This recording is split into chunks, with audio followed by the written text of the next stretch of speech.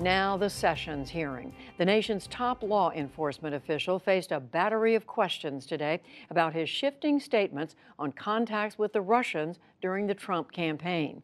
He spoke to the House Judiciary Committee, and Lisa Desjardins is back with that story. I will not accept and reject accusations that I have ever lied. That is a lie. Attorney General Jeff Sessions insisted from the start today that he has never deliberately misled Congress. He returned to that refrain in his opening statement and in questioning here by Democrat Hakeem Jeffries of New York. Your story has never changed, correct?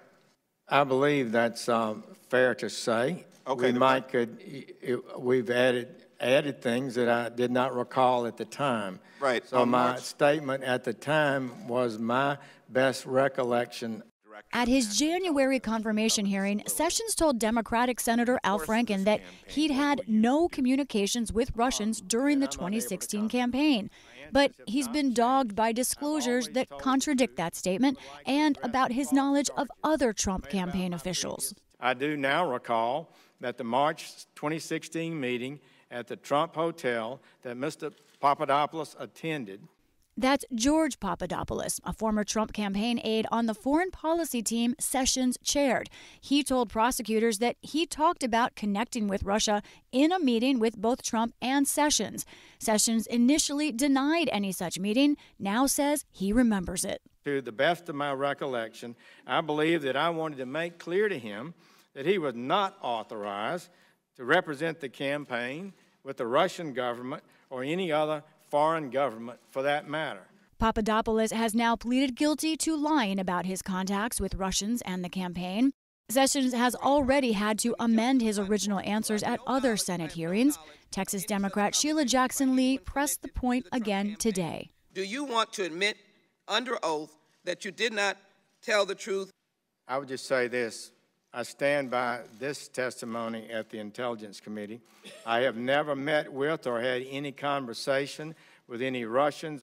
Today's hearing also came the day after Donald Trump Jr. acknowledged that he communicated with WikiLeaks in the last year and a half. That after WikiLeaks had released some 50,000 documents last year from the private emails of Hillary Clinton and her campaign manager and of Democratic Party officials. Yesterday, Donald Trump Jr. released the private Twitter messages he sent to WikiLeaks. Candidate Trump said throughout the campaign, "I love WikiLeaks." Do you love WikiLeaks, Mr. Attorney General? I'm not a fan of WikiLeaks. Do you think it was appropriate that Donald Trump Jr. communicated with WikiLeaks during the course of the campaign? I'm not able to make a judgment about that. Sessions drew fire from both parties over whether he should appoint a special counsel for a new Clinton investigation. That could include the 2010 sale of Uranium One, a mining operation in the U.S. that then Secretary of State Clinton allegedly approved in exchange for donations to the Clinton Foundation, and the FBI's investigation into Clinton's handling of classified information. Democrats decried the idea of a new probe, pointing to tweets from President Trump pushing Sessions to do it. Is it common for the leader of the country to order the criminal justice system to retaliate against his political opponents? The Department of Justice can never be used to retaliate politically against opponents, and that would be wrong. Republicans who want a new Clinton investigation also asked Sessions to look into the so-called Russian dossier of opposition research about Mr. Trump, but Sessions pushed back. All that, not to mention the dossier information, what's it going to take to actually get a special counsel? Sometime we have to study what the facts are and to evaluate whether it meets the standard. Well said. So let me ask you this. If in fact, a special counsel.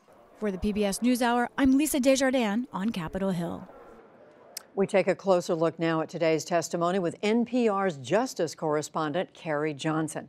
Carrie, welcome back to the program. This was practically an all-day affair for the Attorney General, wasn't it? More than 5 hours of testimony back and forth, Republicans centering on issues other than Russia, Democrats almost exclusively asking him a version of the same question.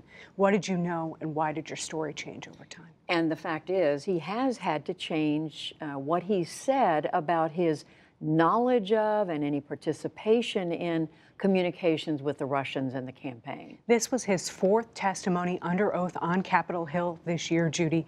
Jeff Sessions vehemently denied any notion that he had intentionally tried to deceive members of Congress or lie under oath.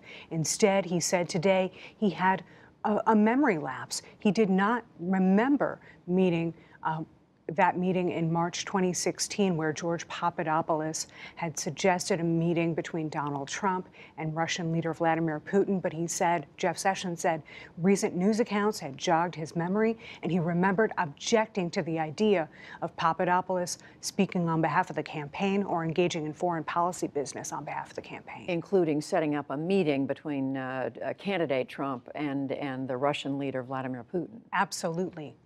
And Sessions also mentioned that he did recall interacting with Carter Page, another foreign policy aide on the campaign. He said, what was I supposed to do, stop Carter Page from traveling?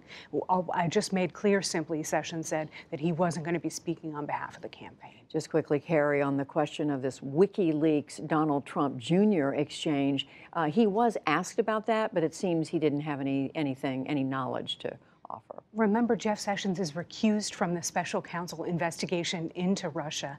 Sessions was asked a basic and blunt question about his take on Donald Trump Jr.'s communications with WikiLeaks. That may come under the special counsel's purview. I think Jeff Sessions was careful in not wanting to go there under oath. Another feature, of course, of today, as we heard, is the Republicans on the committee, as well as President Trump, really want him to look into some of these allegations around Hillary Clinton. They want him to appoint a special counsel. They do. And in fact, on the eve of this hearing, the Justice Department sent a letter to Republicans on Capitol Hill saying the Attorney General and his deputy had directed senior federal prosecutors to look into these allegations with respect to the Clinton Foundation, this uranium deal when Hillary Clinton was Secretary of State, and some other allegations with respect to Hillary Clinton in her email. There was no commitment to name a special counsel, though, and Jeff Sessions got into a back and forth with Republicans about the need for a factual basis in order to launch such an investigation. Things just looking bad, Jeff Sessions said, aren't enough to launch an investigation. Setting a higher bar. And finally, Carrie, again, I was struck, they were asking him about Democrats were about just how far would his loyalty to President Trump go. This is an open question and a sore spot for Democrats because Donald Trump, more than any president since Richard Nixon, has openly talked about wanting to interfere with the business of the Justice Department and the FBI. Jeff Sessions said today he would not permit any interference, but he also refused to answer questions about whether the White House had contacted the Justice Department with respect to a merger involving AT&T and Time Warner. Time Warner's asset, CNN, is a very big foe of the president, at least according to President Trump. Yeah, some very, very sensitive areas. Carrie Johnson, NPR, thank you again. Thank you.